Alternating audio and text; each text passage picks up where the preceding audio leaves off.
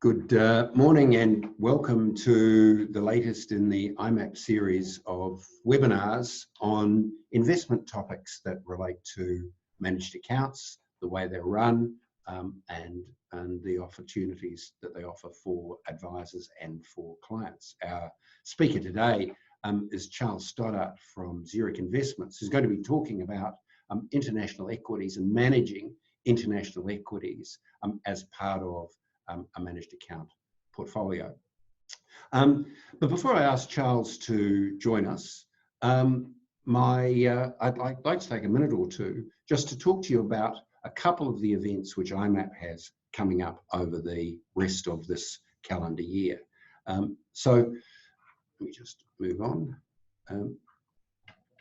So our next event next week, for those of you who are in Melbourne, is a portfolio management conference. This is the first time we've run this in Melbourne, and this is an opportunity to draw together some of the key issues that face the constructors and users of managed account portfolios. And in a moment, I'll talk a little more about the topics that we'll be covering, including Charles as a presenter at one of our sessions. In Sydney, Melbourne, Perth, Adelaide and Brisbane on the 31st of October, we'll be running an investment forum on alternatives. We'll have Pengana and Longreach talking about the use of alternatives within managed account portfolios. Then in Sydney in November, Investec, and again I'll talk a little more about the topics for Investec in a moment. Also in Sydney, FinTech cocktail evening later in November, and in Melbourne, the last of our responsible manager masterclasses for the year. So we have a busy program coming up over the next 6 or 7 weeks. IMAP will also be having a Christmas party in December. Let me talk now a little about the Portfolio Management Conference. As I mentioned, this is the first time we've done this in Melbourne, and I'm really looking forward to it. And as you'll see from the list of topics that are on the screen, what we'll be covering in considerable depth are the issues that face individual sectors in managing managed account portfolios. So Charles and Jason Svetinovsky will be talking about managing direct equity portfolios, moderated by Michael Elson from Lonsec.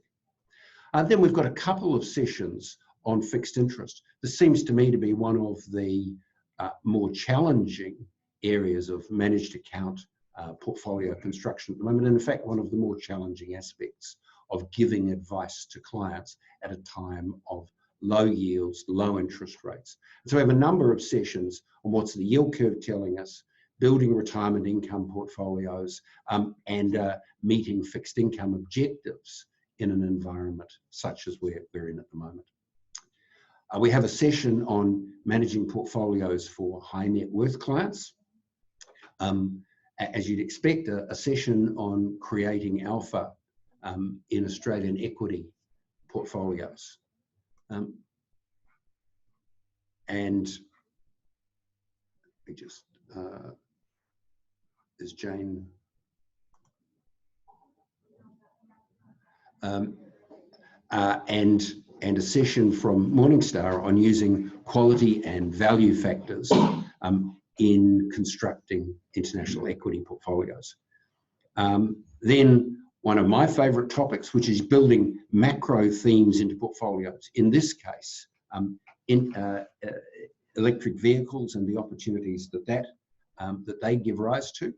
I'm not allowed to talk about that in my house anymore, but we'll have Antares talking about how they see electric vehicles and the electrification themes playing out in portfolio construction, and the ways in which the opportunities this gives rise to can be incorporated into equity portfolios. And finally, I wanted to highlight a session that Matthew Walker from WLM and Dynamic Asset Management will be running. Matthew's built his advice business around goals-based advice. And I'm really looking forward to Matthew talking about, building portfolios from a goals-based perspective when clients have competing goals. So that's the Portfolio Management Conference. Then in Sydney, Investec talks about using technology in an advice business. And I've listed a number of the topics that we'll be running here. Technology is an interesting thing to run conferences on. Nobody wants to listen to people talking about technology. Technology is a show and tell business. How we use technology in our advice business. But what we've done is assembled what I think will be a really interesting set of views of technology built around advice, portfolio management, portfolio construction, risk management. And as you'll see from the topics here, we'll be bringing together a group of organisations that are technology suppliers, such as Advice Intelligence or CQ or Iris, technology deliverers, such as BlackRock, and advice businesses. Paul Moran, for example, from Melbourne, who found that he couldn't find a fact-find tool that really suited his business, so he went out and built one. And then wrapping that up will be what I think will be one of the more relevant topics, which is budgeting for technology. Jason Harwood from Life Wealth in Melbourne has a topic called "Who Would Have Thought It Would Cost This Much?" And that's really every advice business principal's response to being told what technology is actually going to cost. So looking at Life Wealth have been involved in the development of their own CRM system through Dexterous.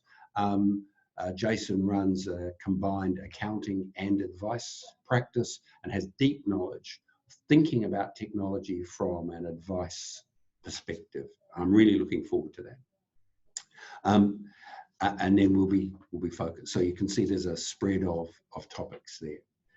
Now, as an introduction to Charles's session, I wanted to really put the case for international investing and the role which international investing potentially offers for advisors and clients. Showing on the screen here, let me just explain this graph. This is the correlation of 1 month returns. I've used monthly rather than daily because clients tend to think in longer terms and decisions at retail client level tend to be made in medium to longer term, monthly no least, at the least. And this is, instead of being a simple correlation matrix, this is a rolling 3-year return. What it shows is that for an Australian equity investor, the returns from other equity asset classes have been relatively highly correlated with international equity markets, ex-US, and with emerging markets, and surprisingly less correlated with the US market up until mid-2015. But what we're seeing now is the convergence of 1 month returns over a 3-year period with Australian equity investors and the divergence between Australian market 1 month returns and emerging markets. And you can think of issues recently such as Argentina or the problems in Hong Kong as perhaps explaining that. So this is a 3-year medium-term perspective. But the lived experience for clients looks like this. Same 3 markets. Red line is the US market. The blue line is developed markets X or world markets X the US. The grey line is emerging markets. So this is the correlation of 1 month returns measured on an annual basis. Now, this is the reality for retail investors, isn't it? This is clients looking at their portfolios and saying, gosh, how have we gone this year? some of this hasn't been so good. Some of this has been pretty up and down. This is the reality of most retail clients' experience of international equity investing compared to their Australian experience. Highly variable returns between markets. What this shows, if you're in the business of managing managed accounts or of selecting sector SMAs as part of a diversified portfolio, is that over any given 12-month period, the returns that clients will experience diverge widely from each other, and we should expect that that will continue to be the case. This makes the case really, and a strong case, for advisors to explain to clients that active portfolio management, active manager selection, and active market selection can add real value in managing portfolios that meet their risk and return objectives, that are best placed to meet their goals. So now it's my pleasure to hand over to Charles Stodart. Charles is an investment specialist with Zurich, and his topic is going to be managing international equity portfolios. If you have questions, you'll find at the bottom of your screen a Q&A button, which if you click on that and type in your question, will pop up on the screen for us, and we'll deal with those as we go. So now, Charles, please take us through managing international equity portfolios. Thank you very much, Toby. And yes, it's an ambitious title given where we are at the moment. And I just wanted, by way of introduction, to have a consideration of what markets have done, not only year to date, but over the last 12 months. Because if you remember, I mean, who can forget, but that Q4 of 2018 was a deeply unsettling experience. But notwithstanding that, the 12 months returns for growth equities or risk assets, if you like, has been very impressive. So we've had Aussie equities delivering over 12%, global equities delivering nearly 9%. So the bump in sort of post-election domestically really helped Aussie equities catch up, because they've probably been more of a laggard experience over the last 4 to 5 years. And if you look at it over the last, the calendar year to date, the returns are actually reasonably similar at about 22 to 23% returns. So this is impressive. These are impressive numbers. But you also have to consider what other asset classes have done. And it's been, I think, startling to see asset classes like fixed income deliver over 10%. Now, clearly, this has been a function of low interest rates, and there may be more to come there. But when you're thinking about what the exposure should be to global equities, I think there are probably 4 or 5 macro factors at this stage of the cycle that you need to bear in mind, and also a couple of micro factors that are also helpful to think about. Now, just in the in fairness and in full disclosure, I will be mentioning some specific stocks, and I may even express a preference for global over domestic or other asset classes. Now, clearly, this is just meant to be my own observations rather than any personal advice. So I think when we look at where we are now, it is helpful or instructive, informative to think about where we have come from. And there have been, I mean, there's a few things from this slide which really just shows the MSCI World ex-Australia, but in US dollars. I think this slide has been quite a telling experience. You've had this period, 2016, 2017, which has clearly been a bull market. Global equities up about 30 odd, maybe close to 40% over that 2-year period. And note that the peak, middle of the chart, is January 2018. But since then, it's been a very different experience.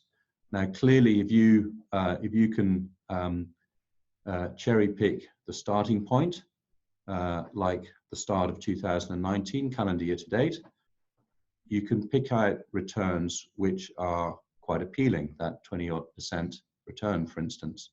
But if you look at it over a longer time frame, so since January 2018, it's actually been a pretty moribund experience in global equities. And I think there are a few observations that's worth just mentioning to sort of set the scene of where we are. Firstly, and it's not shown on this chart specifically, but US equity markets have been strong, and the rest of the world has probably struggled to keep up. And that's not a surprise given the strength that we've seen out of the US, but also some of the problems which have been very evident in the UK, in Europe, and particularly in key parts of emerging markets. So China, for instance, has been under pressure as trade frictions have waxed and waned. Now, part of this flatness is due to a strong US dollar. So while European returns, for instance, have been a little bit lagging, they've lagged more when you state this in US dollars. Now, if I was to put up an Aussie dollar chart on here, actually the experience has been more favorable. Over the last 2 years, you've seen the Aussie dollar pull back from nearly an 80-cent level back to about 68 cents today. So that's certainly supported the experience for global equities. It's been a happier experience. The other factor which is clearer in this chart is the return of volatility. In 2017, it's almost a straight line from bottom left to top right. And that really reflects a period of very, very low volatility. Now, what do I mean by that? Well, one way to think about it is you've got 250 odd trading days in the year. In 2017, there were only 8 days where the market moved by more than 1%, and that was both on the way up and on the way down. And there were no days when it moved more than 2%. In August alone this year, we've had 11 days where volatility has been higher than 1%, and in fact 3 days where it's been higher than 2%. Sadly, all negative. But this has been quite a telling environment, and it speaks to I think a couple of elements which we can touch on later. But one is, as Toby's been mentioning, higher dispersion or more volatility does speak more to an active approach. In something like 2017, where everything's being dragged up in a fairly uniform manner, why would you pay up for active management? But in a period like we've had over the last 2 years, that active approach can present opportunities on the table and manage that journey more effectively. Also, this chart doesn't really speak to some of the underlying sector rotations. Now what do I mean by that? Well, in the US, for instance, the US year to date is up about 18%. So it's been a very strong return. But out of the 11 sectors, you've actually only had 5 which have hit new highs. And 3 of those have been defensive sectors. So the likes of utilities, staples, REITs. Not a surprise, given the pullback in the cash rate, but quite telling that when you've had a strong market, not all sectors have benefited. The other 2 sectors, perhaps not a surprise, technologies being quite strong and consumer discretionary as well. But I think a big part of that has been a single stock, Amazon, which may or may not claim to be correctly classified in that space. So I think this chart in itself does set the tone, and the few takeaways I would absolutely bear in mind is that return to volatility. So what's been actually happening in the real world behind stock markets? And this chart tries to express, it really just measures the length of the current expansion. And it goes back 70 odd years. And there's a few observations that you can see present themselves. So the current cycle, and we're not, Australia is actually streaks ahead. It's had 28 years of expansion. So over 100 quarters. The bottom line, or the bottom metric here, is just by quarters. So the US has just ticked through its 40th quarter of expansion, which for the US is a record. Now, what immediately is apparent is that this current cycle has been very shallow. So while it's been recovery, it's been a low growth recovery. And I think that's probably been the case for a number of reasons. The business cycle has evolved over the last few decades. It's become less industrial centric. It's been less immune to inventory cycle developments. Logistics have improved. So that extension in cycle has become very possible. But it's the shallowness of the current cycle, which I think has been telling and has led to other factors. While it's been 40 quarters of growth, it's not been a tremendous journey for a number of people. There have been wage growth has been very muted. So the traditional benefits that you get from an extended cycle hasn't really fed through. And this has possibly been a factor behind some of the political developments that we've seen, not just in the US, but also in Europe and the UK, that have this sort of discontent has fed through. Now, just because we're in record territory doesn't mean to say that it has to end soon. If you think about that top line, September 1969, it beat the previous record by over 15 quarters. Now, I'm not about to suggest that the US is going to have another 4 or 5 years of uninterrupted growth, but it doesn't necessarily mean that the cycle has to end right now. However, while this is record territory, there are definitely some concerning elements behind that. And I think this is very neatly encapsulated in this slide, which looks at what's called the ISM Manufacturing Index. Now, this is really just a survey that speaks to purchasing managers, and I'm specifically looking at the blue line, which is manufacturing focused, and it's across a number of different industries. And while it's not based on actual results, it does give a fair guide to what we should expect. So the key line here is 50. Above that denotes expansion, which happily the line has been for most of this period. But below that denotes contraction. And this is where we're at the moment. So the latest read, which came out a few days ago, shows that manufacturing in the US, or the expectations for manufacturing, is at the lowest in a decade. Now, manufacturing in the US is clearly not as influential as it has been in the past, but we should also pay attention to the red line, which is essentially non-manufacturing or services, which has come down quite sharply.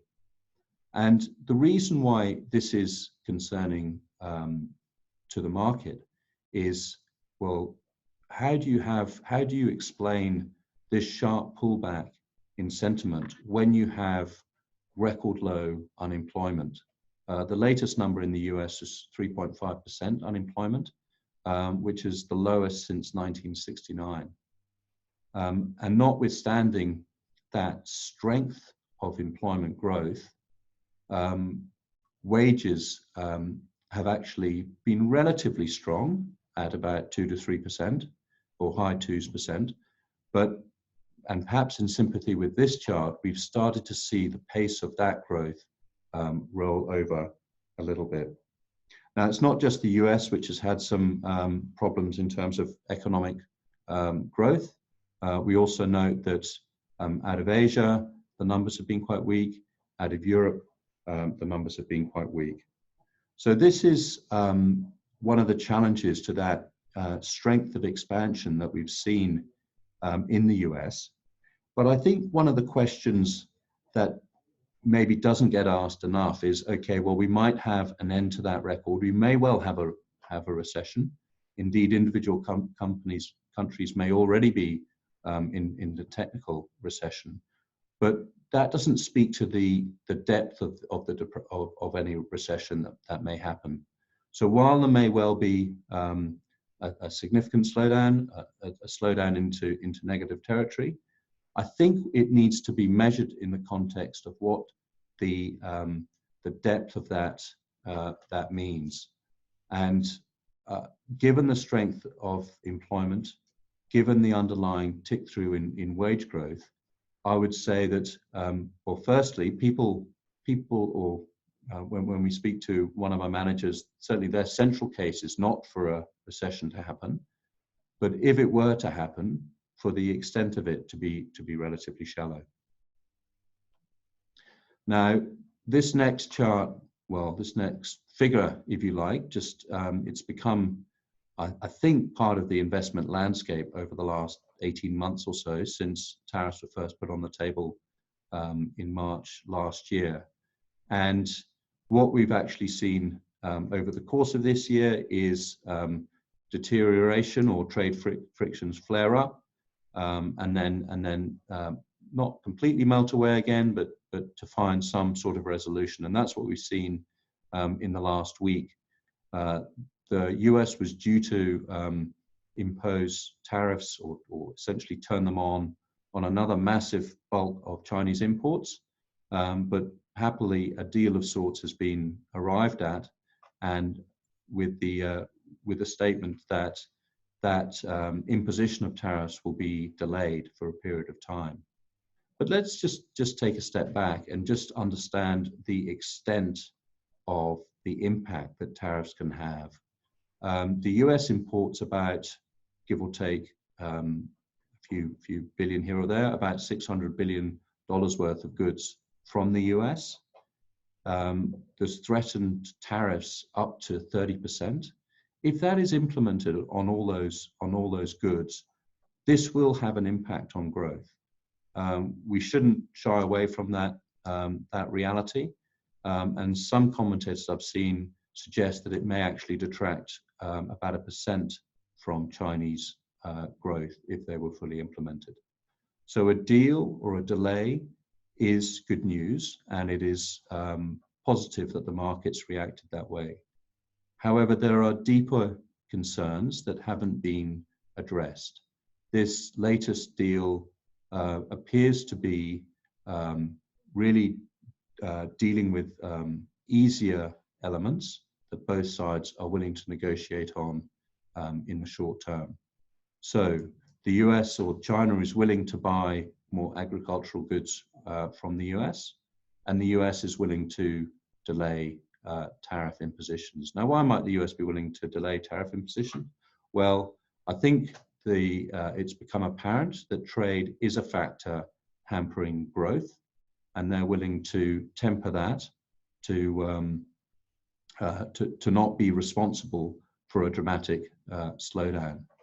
Now, there are other forces in play here, and people rightly point out that for Trump into an election year in 2020, managing economic growth in the US is going to be delicate but important for his re-election chances. So while this is still at a very early stage and some important factors haven't been addressed, particularly intellectual property, which remains a problem, and also there are a number of tariffs that are in place on a significant bulk of imports into the US. Those haven't been addressed either. So while this is just the first phase, people should be very mindful about how this might develop over the next little while as well, into next year. Now, I haven't thrown in a slide on Brexit here because, like trade, it's very hard to really know exactly what's going on. But these two factors alone have been quite important, not just not just for slowing growth, but also impacting on sentiment. This creates a background of uncertainty that can really impact at the corporate level in terms of the capex that they're willing to undertake while there isn't a specific certainty in place. Brexit's no different.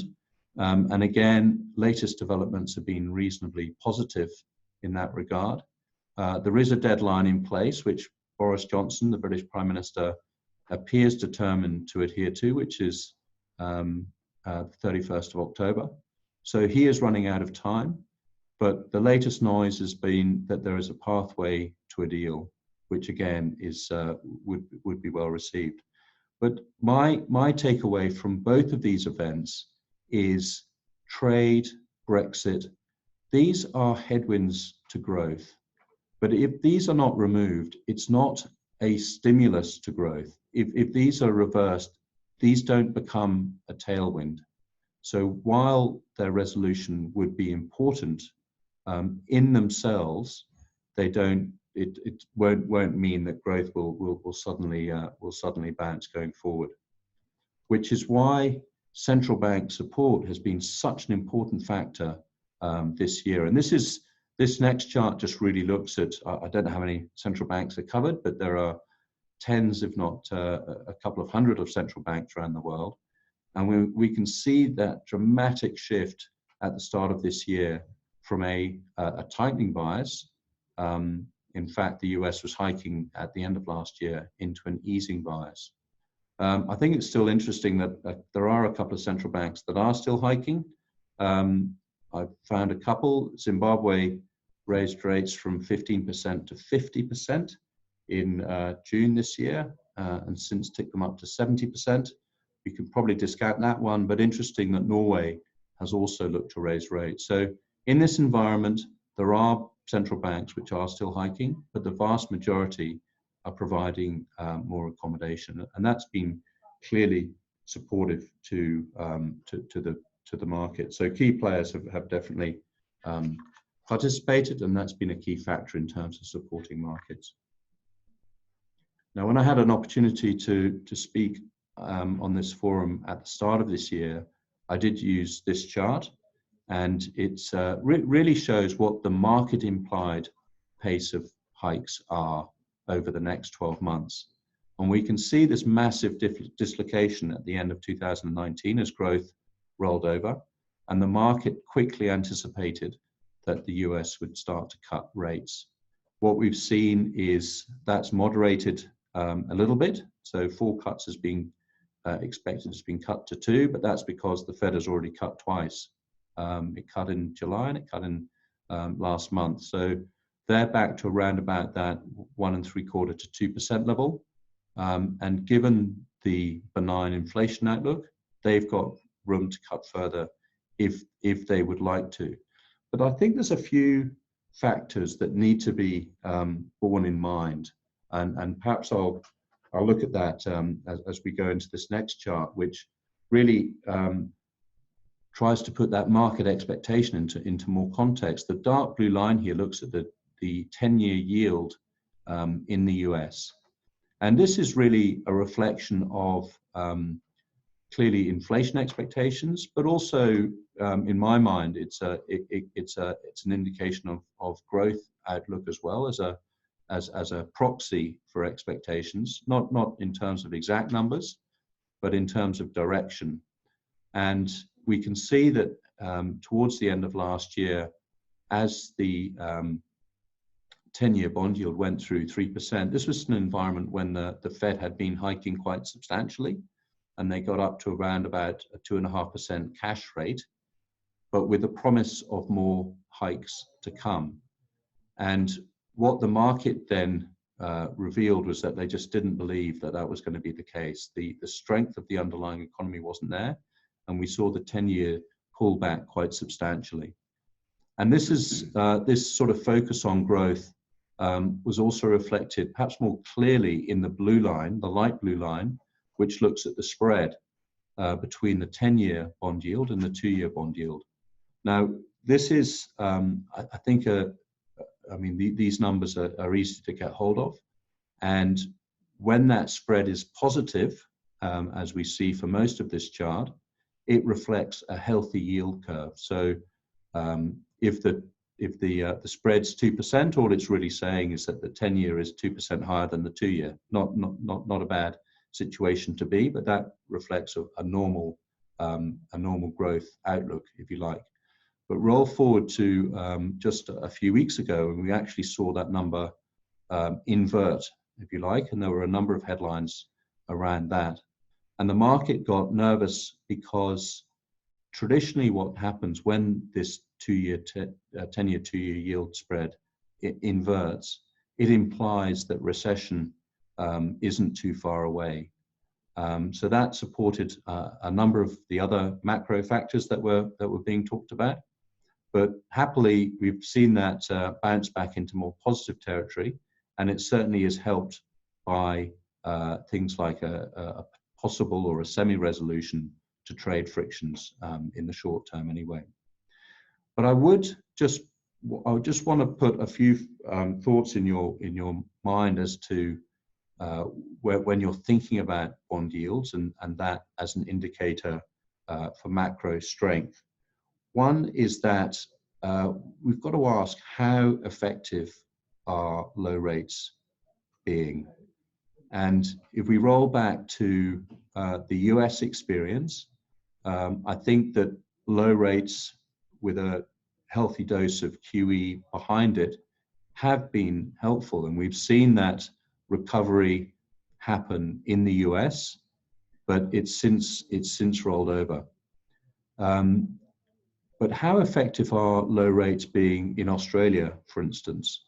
And is there a level where cash rates get to where it actually creates some concern?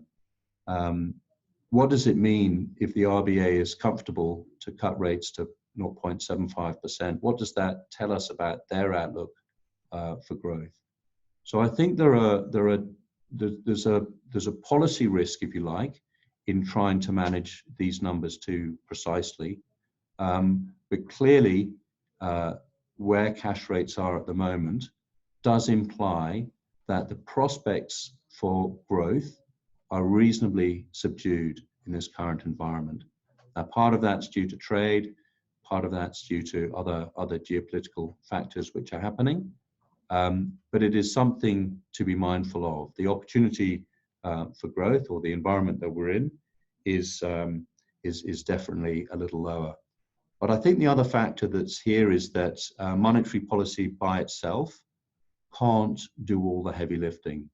And there have been several comments or pleads from central bankers for governments to start helping out with tax relief or fiscal support of some nature to encourage infrastructure spend or to encourage public works that can help support growth in other measures.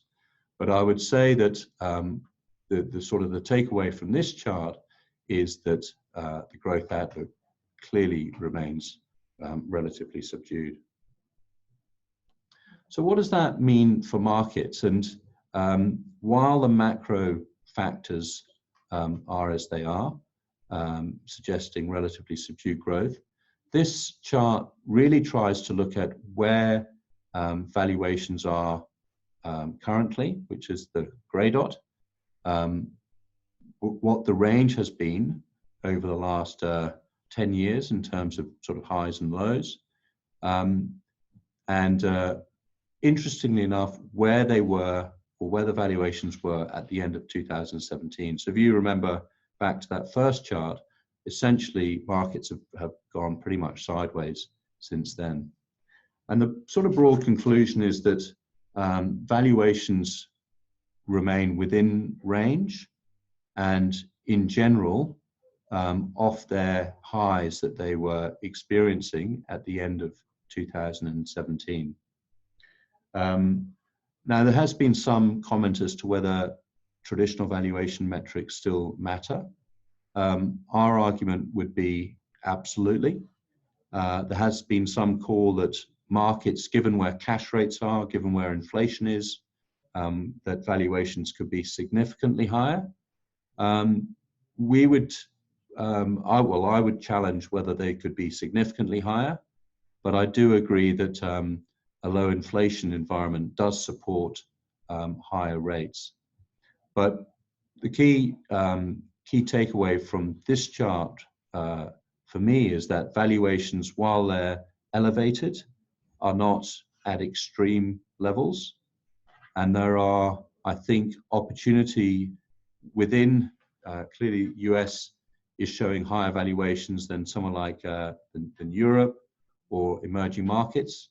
So there's opportunity within the global equity sphere to find more compelling valuations, if you like. And just to follow up on that comment around inflation, this chart or this table really tries to identify, and it goes back again over a number of decades, to understand where valuations have been in different inflation environments. So where environments have been, or where inflation has been 2% or less, it's actually supported a market rate or a market PE valuation of 18 times. Where inflation was 4% or higher, it supported a lower valuation, essentially. So this is quite important. Inflation is benign, and the feeling is that we won't really get any twitch of significant inflation for some time, and that supports a lower cash rate, and that in turn supports a higher PE multiple. So takeaway for me is that valuations aren't extreme, and that's primarily supported by this low inflation environment.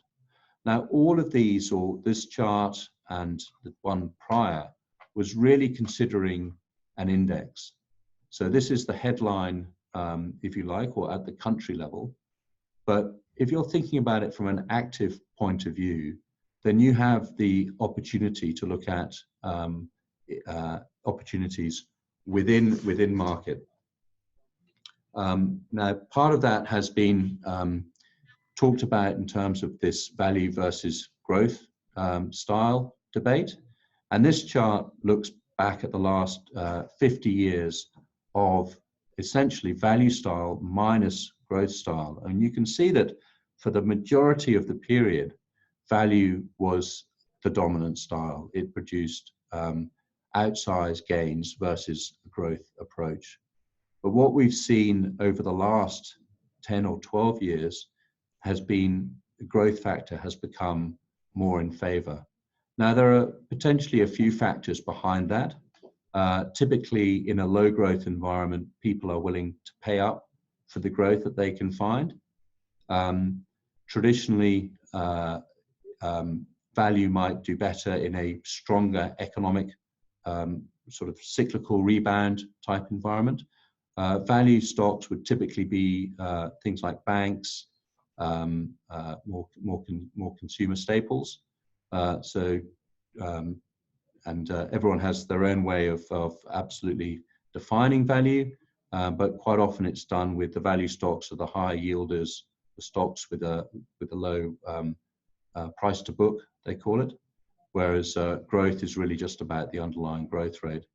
But I think, and what we've seen, this argument's been put on the table more profoundly in the last 6 weeks or so, because there has been a wriggle of life from value.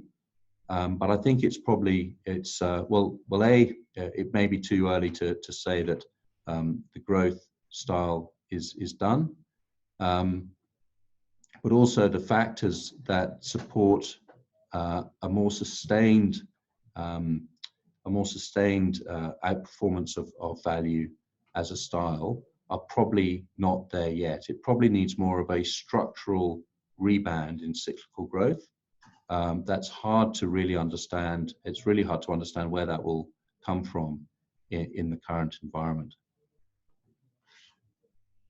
And another or a final view on the micro side is really what's happening to earnings. If you like, this is the other side of that valuation chart where I looked at price to earnings and where valuations are. Now, clearly an index responds or can expand for two reasons. There can be an expansion of the multiple that the market's willing to pay, and there can be an expansion in the underlying earnings. And we are going through a period now, for a couple of reasons, of suppressed earnings growth. Now, part of that, and this is really what this chart is showing. This is actually looking at earnings growth just in the US for the S&P 500. But we can see that in 2018, there was outsized earnings growth. And part of that was helped by a more favorable tax environment as Trump cut corporate tax, which favored as a one-off benefit to underlying earnings. So the comparison has become more difficult. But what we also note is that there are higher pressures on cost, and the headline revenue growth for the index is also quite challenged at the moment. So this year has been a difficult year for earnings, and that kicks away one of the traditional supports for equities, but the outlook looks more favorable. Now, traditionally, estimates are set high and they get reeled in, or that's been the experience of the last 4 or 5 years. If you think about it in the domestic sense, when you think about earnings 12 months out, we always seem to hear that they're going to be 10%, but the reality is probably in the mid-single digits. So this is going to be, in terms of index support, this becomes quite important. What is the support for earnings growth into next year, given that the macro environment remains quite challenged? Now, part of that may be if there is a resolution to trade, if there are fiscal policies that support confidence, support corporates in the meantime, or over the next 12 months, then this could well provide support for equities. But with valuations which are reasonably elevated, it does require that earnings growth to come through to support index growth from this point forward. Unless, of course, you believe that that multiples can expand substantially from here, which I'm not willing to be in that camp. So what does it mean? What sort of approach can investors think about? And I want to absolutely stress that everything I've talked to here is looking at it from an index point of view. Now, clearly the S&P 500 covers 500 stocks. And within that, or if you look at the whole, you have, it is a tough environment. But if you actually look under the bonnet of that 500 and think about individual opportunities, there are always companies which are growing. And this speaks more to what Toby was talking about at the outset, in terms of this is as much for me thinking about the approach or how you express that exposure to global equities in the current environment. Do you do it through an ETF? Do you buy an index? Maybe cheap, but you buy the whole index experience, or do you think about an active manager? Now, every active manager has their own approach, and this is, I've just picked on one of the managers that we have that sits behind our global growth product, and it's just for us, it's been interesting to understand how they think about growth in a low growth environment. And their view is that actually it's not about the level of growth, it's about identifying companies which have an opportunity to grow earnings or to grow earnings going forward. And that may be evident in a number of factors. So the three areas that they would be pointing to in this sort of environment are identify companies which are driven by secular factors rather than cyclical. So what do I mean by that? Well, specifically within the IT space, we do know that companies or telecom companies are shifting from 4G to 5G. The companies that provide equipment for that look to be in a pretty or look to be an environment where there is sustained support for their products. Other areas may be in emerging markets where you have secular growth in financial services, or else in the healthcare space. And there's a stock here which I think is quite interesting, which is a Swiss stock called Lonza.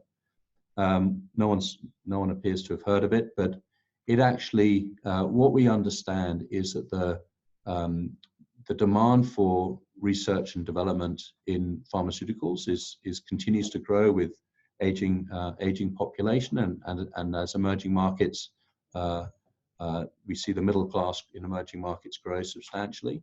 And what that means is that for a pharmaceutical company, there's actually a benefit to modify their business model so that they outsource all the manufacturing of the drugs. They focus more on the R&D, and they actually outsource who they choose to make their drugs. But when you think about trusting a company to build or to manufacture your drugs in the current environment that we live in, there's not a massive amount of choice. So a company like Lonza, which provides that solution, is very interesting. And we believe that this is a secular growth opportunity that's less affected by the ins and outs of quarterly GDP growth. Other companies which we think are interesting are companies which have a highly visible revenue base, so subscription type models, or else companies with idiosyncratic growth drivers. And that purely means companies that are helping themselves, companies which are acquiring other companies, divesting, or doing whatever it is to improve their own bottom line. So in the interest of time, I'll leave it there, Toby, and hand it back for questions. But thank you very much for your time. No, thank you very much, Charles. That's very interesting. And as I say, if you have questions, click on the Q&A tab at the bottom and type in your questions. So for me, Charles, one of the things which was interesting, which you touched on very briefly, concerned currency. I think you talked about a strong US dollar. One of the things which might be thought to be driving down Australian interest rates is the desire of the Reserve Bank for us not to have an appreciating currency. Yeah. Do you think there's a potential that the tariff wars that we're currently living through will be supplemented by a currency war, as well as the US tries to drive down its currency, as China, with I think 7 yuan to the dollar or thereabouts, focus on the role that currency plays in their growth story? I think we're seeing it already. I think we're seeing, as you mentioned, the yuan's gone through that psychologically important level of 7. But if the tariff frictions deteriorate further, that remains a tool for China to be more aggressive in allowing their currency to depreciate. Which, what it would mean is that the impact of tariffs gets depreciated. But we're also seeing it in, as you say, in Australia, in Europe as well. We've seen the euro pull back, and that has been the one play that central banks seem to be going after without stating it as such. Trump has been more vocal in this, so we've seen a number of tweets around encouraging Powell to be more aggressive in rate cuts, because I think he's acutely aware that a strong US dollar isn't very good for a number of multinational companies that are based in the US. Or for the farmers of Idaho. And that's the interesting thing. And the other factor which you touched on a little, but which I think we all need to think about in this context of international investing, is debt levels. Just we're living through a period of not only low interest rates, but extraordinary debt levels, government debt levels in the US and in Europe, corporate debt levels in the US, all supported by low interest rates. I mean, is there a time of reckoning coming?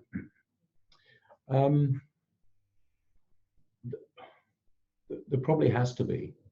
But it's it's interesting to see the strength of argument that's being put on the table, particularly to governments today, in terms of now seems to be maybe a once in a generation opportunity to take on those big projects, to take on more debt, particularly for countries that can do so, to improve infrastructure, to ultimately improve productivity. So the argument for that, I think, has been quite well stated. Where it becomes more interesting is around the modern monetary theory, which is being proposed, which seems to be an extension of that view that money can be cheap forever. But if the risk clearly remains that if inflation does resurface, it's potentially damaging. And I mean, this can probably lend itself to a number of different factors. Is inflation being accurately captured as we understand it today? The basket of inflationary goods, I mean, it doesn't, we're told that inflation is zero or close to in Australia, but it doesn't feel like the dollar's going any further. And that's particularly acute where wage growth is subdued, and the opportunity for corporates to raise prices seems pretty diminished. So while it might not be evident today, I think it is something to be mindful of, that high debt levels, are they really sustainable indefinitely? Yeah. We would probably suggest not. Yeah, and we've back to your slide here of earnings growth. I mean, this is US earnings growth. A slide which showed corporate debt levels would show strong upwards, rightwards growth. Yeah, yeah.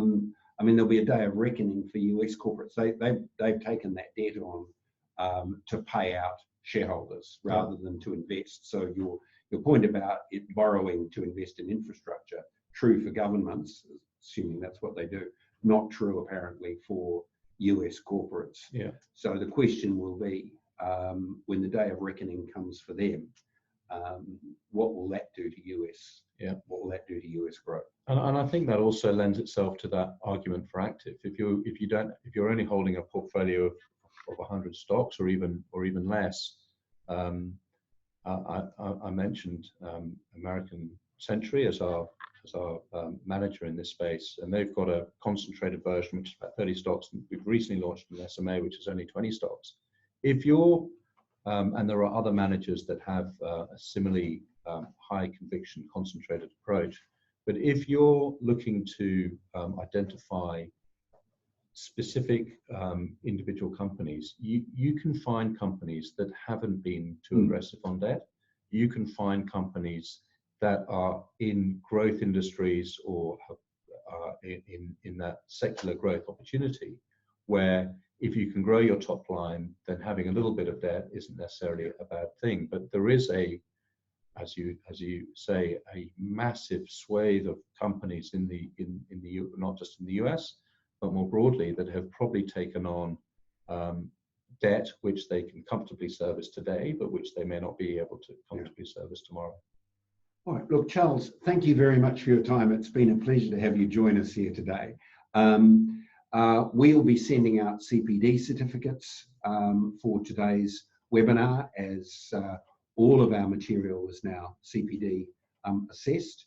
And we look forward to you joining us at the Portfolio Management Conference in Melbourne next week, and the investment forums in each city, and at Investec in Sydney in the middle of November. Thanks very much for your time, and we look forward to you joining us again at the next of our webinars. Thank you. Thanks very much. Thank you, Toby.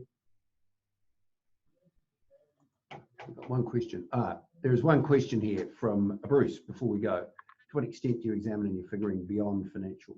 So far, you've spoken about economics, important political. So, late breaking news, important political uncertainties. To what extent does that play out in the considerations of investment managers, such as American Century? Yeah, I mean, it is a highly relevant question, and managers will do it differently.